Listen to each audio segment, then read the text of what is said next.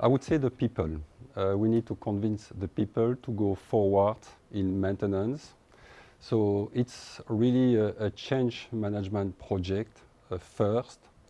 Then another challenge is also the large scope of the project. So it's a multi-country project with different geography and different culture.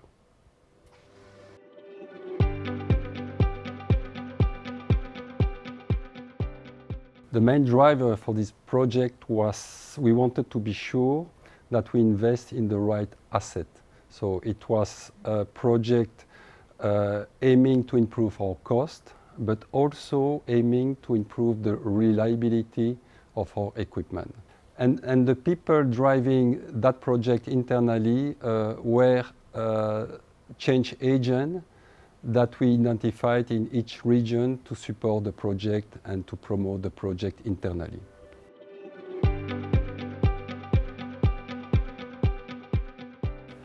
So actually it was the compelling event occurred in 2020 with the COVID crisis, where we realized that we had some production decrease, and then we wanted to be sure that our maintenance expense were well allocated.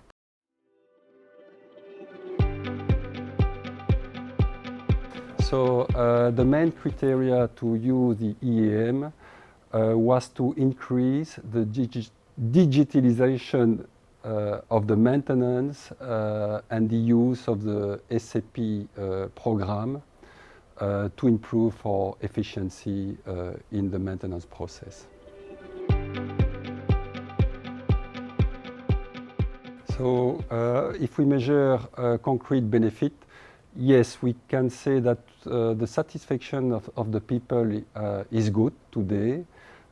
In terms of productivity and efficiency, it's a little bit early to measure this efficiency.